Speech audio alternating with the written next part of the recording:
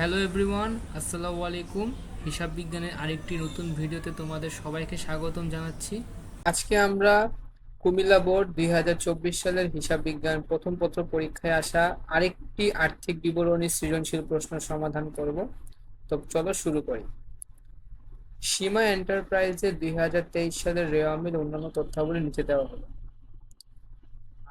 এখানে আমরা দেখতে পাচ্ছি ব্যাংক জমা 15,000, দালান কোঠা 85,000, আসবাবপত্র 43,000, ভাড়া 6,000, উপযোগ খরচ 10,200 টাকা, বেতন খরচ 35,000 টাকা, অনুপার্জিত সেবায় 16,000 টাকা, মূলধন 1,38,000 টাকা, বিজ্ঞাপন খরচ 17,000 টাকা, উত্তোলন 9,800 টাকা, সেবায় 64,000 টাকা, বকেয়া খরচ 3,000 টাকা, হাতে নগদ 15,000 টাকা, প্রদেয় হিসাব 15,000 টাকা, সর্বমোট 2,36,000 টাকা ডেবিট ক্রেডিট। অন্যান্য তথ্যাবলিতে বলেছে সীমা 1 জুলাই 2023 তারিখে 23,000 টাকা অতিরিক্ত মূলধন আনয়ন করেন যা হিসাবভুক্ত হয়নি।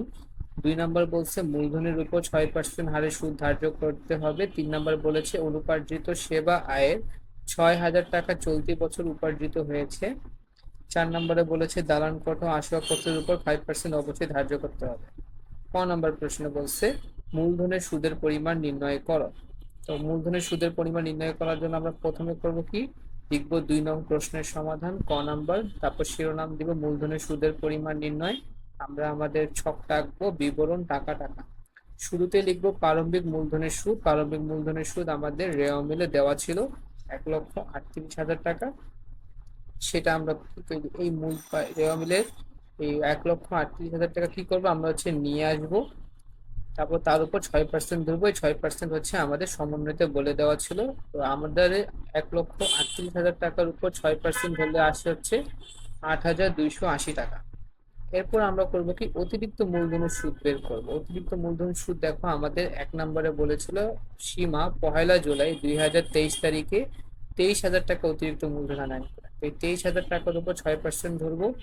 আর যেহেতু বছরের মাঝামাঝি সময়ে মূলধন আনয়ন করেছিল, সেক্ষেত্রে আমরা কি করব, 6 মাসের সুদ ধার্য করবো, 6 দিয়ে গুণ করব, 12 দিয়ে ভাগ করবো। তাহলে আমাদের অতিরিক্ত মূলধনের সুদ আসে 690 টাকা। তাহলে আমরা যদি প্রারম্ভিক মূলধনের সুদ অতিরিক্ত মূলধনের সুদ 2 টাকা যোগ করি, তাহলে আমাদের মোট মূলধনের সুদের পরিমাণ দাঁড়ায় 8,970 টাকা। আশা করি ক নাম্বারটা বুঝতে পেরেছো। এবং খ নাম্বারে বলেছে সীমা এন্টারপ্রাইজে 2023 সালের 31 ডিসেম্বর তারিখে আয় বিবরণী প্রস্তুত করো। আয় বিবরণী বলতে এখানে আমাদের বিশদ আয় বিবরণী প্রস্তুত করতে বলেছে। তো প্রথমেই আমরা লিখবো খ নাম্বার, প্রতিষ্ঠানের নাম সীমা এন্টারপ্রাইজ, বিশদ আয় বিবরণী 2023 সালের 31 ডিসেম্বর সমাপ্ত বছরের জন্য। এই শিরোনামটি দিয়ে আমরা কি করব, আমাদের বিবরণ টাকা টাকা 3টা ঘর টানবো। আমাদের প্রথম শিরোনাম হবে আয় সমূহ। শুরুতেই আমরা নিয়ে আসবো সেবায়। সেবায় আমরা কি করছি, রেওয়া মিল থেকে 64,000 টাকা নিয়ে আসছি। এরপর তার সাথে আমরা কি করব, যোগ করব অনুপার্জিত সেবায়ের উপার্জিত অংশ 6,000 টাকা। ঠিক আছে, এটা আমাদের 3 নম্বর সমন্বয়তে বলে দেওয়া ছিল যে অনুপার্জিত সেবা আয় 6,000 টাকা চলতি বছর উপার্জিত হয়েছে। তার মানে অনুপার্জিত সেবায় যত টাকা ছিল তার 6,000 টাকা উপার্জিত হওয়া অর্থ এটা আমাদের কি হয়ে গেছে, আয় হয়ে গেছে বা মুনাফা জাতীয় আয় হয়ে গেছে। সেই জন্য আমরা কি করলাম, সেই 6,000 টাকা যোগ করবো। 2 টাকা যোগ করলে আমাদের দাঁড়ায় 70,000 টাকা। তাহলে বিশদ আয় বিবরণীর আমাদের মোট আয় 70,000 টাকা। তো মোট আয়ের সাথে আমরা কি করব, ব্যয়গুলো বাদ দিব। তো ব্যয়গুলো প্রথমে বাদ দিব। তো প্রথমে আমাদের ব্যয় ভাড়া। ভাড়া আমরা কি করছি, রেওয়া মিল থেকে নিয়ে আসছি 6,000 টাকা। উপযোগ খরচ রেওয়া মিলে দেওয়া ছিল 10,200 টাকা। বেতন খরচ আমাদের দেওয়া ছিল 35,000 টাকা, নিয়ে আসলাম। বিজ্ঞাপন খরচ রেওয়া মিলে দেওয়া ছিল 17,000 টাকা, নিয়ে আসলাম।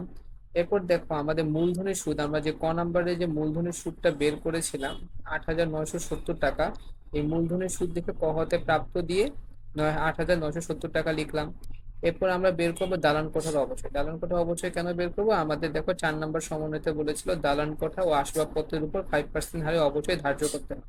তো আমাদের রেওয়া মিলে দালান কোঠা কত টাকা দেওয়া ছিল, 85,000 টাকা। তো দালান কোঠার শিরোনাম দিয়ে 85,000 টাকার 5% 4,250 টাকা। আসবাবপত্র দেওয়া ছিল 43,000 টাকা। তো আসবাবপত্রের অবশ্যই 43,000 টাকা দিয়ে তার 5% যদি আমরা বের করি, তাহলে আসে কত, 250 টাকা। তাহলে আমরা যদি 2 টাকা যোগ করি, তাহলে আমাদের মোট অবশ্যই দাঁড়ায় 6,400 টাকা। তাহলে এখন যদি আমরা আমাদের মোট যে ব্যয়গুলো পেয়েছি সেগুলো যদি যোগ করি, তাহলে আমাদের মোট ব্যয় দাঁড়ায় হচ্ছে 83,570 টাকা। তাহলে আমাদের মোট আয় ছিল 70,000 টাকা, মোট ব্যয় দাঁড়াচ্ছে 83,570 টাকা। তাহলে আমাদের কি ব্যয় বেশি হয়ে গেছে না? তো এর জন্য আমাদের কি বের হবে? নিট ক্ষতি বের হবে। নিট ক্ষতি কত বের হবে? 13,570 টাকা আমাদের নিট ক্ষতি বের হবে। আচ্ছা, আশা করি খ নাম্বারটা তোমরা বুঝতে পেরেছো। গ নাম্বারে কি বলেছে? সীমা এন্টারপ্রাইজের 2023 সালের 1 ডিসেম্বর তারিখের মোট দায় ও মালিকানা সত্ত্বের পরিমাণ নির্ণয় করো। তো চলো গ নাম্বার দিকে কি করতে হবে, আমরা প্রথমে লিখবো গ নাম্বার, সীমা এন্টারপ্রাইজ প্রতিষ্ঠানের নাম, আর্থিক অবস্থা বিবরণী আংশিক লিখবো, যেহেতু আমাদের আংশিক তৈরি করতে হবে। 31 ডিসেম্বর 2023 তারিখ দিব।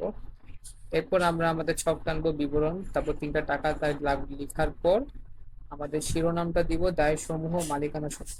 দায় সমূহের মধ্যে সর্বপ্রথম আসে হচ্ছে চলতি দায়। চলতি দায়ের মধ্যে আমাদের প্রথমে আসবে অনুপার্জিত সেবায়, যেটা আমরা কি করবো? রেওয়া মিল থেকে নিয়ে আসবো। তাহলে আমাদের রেওয়া মিলে অনুপার্জিত সেবায় 16,000 টাকা, সেটা নিয়ে আসলাম। এই সাথে কি করবো? আমরা উপার্জিত অংশটা বাদ দিব।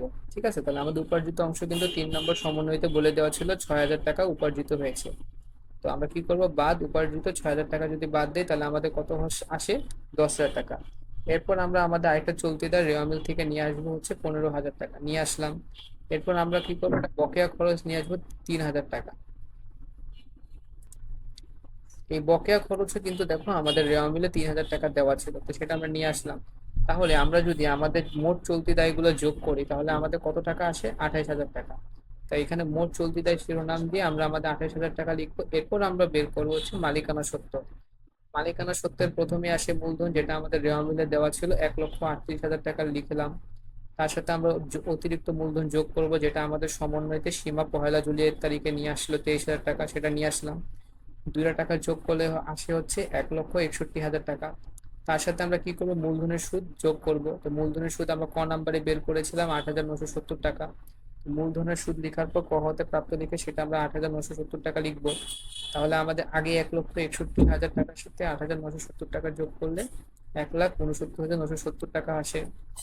তার সাথে আমরা নিট ক্ষতি বাদ দিব। নিট ক্ষতি কোথা থেকে পেয়েছি? আমরা যে খ নাম্বারে নিট ক্ষতি নিয়ে আসছি 13,570 টাকা নিট ক্ষতি নিয়ে আসছি। নিট ক্ষতি লিখে হতে প্রাপ্ত লিখবো, এরপর বিয়োগ করব। তাহলে আমাদের বিয়োগ করলে হয়ে যায় হচ্ছে 1,56,400 টাকা। তার সাথে আমরা কি করব? উত্তোলন বাদ দিব। উত্তোলন আমরা কি করব? রেওয়া মিল থেকে নিয়ে আসবো। রেওয়া মিলে আমাদের উত্তোলন কত টাকা দেওয়া ছিল? 9,800 টাকা। তো বাদ উত্তোলন 9,800 টাকা বাদ দিব।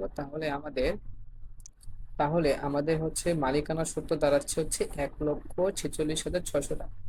তাহলে আমাদের দায় সমূহ ছিল হচ্ছে 28,000 টাকা, মালিকানা সত্ত্ব দাঁড়াচ্ছে হচ্ছে 1,46,600 টাকা। তাহলে আমাদের মোট দায় ও মালিকানা সত্ত্ব হবে হচ্ছে 1,74,600 টাকা।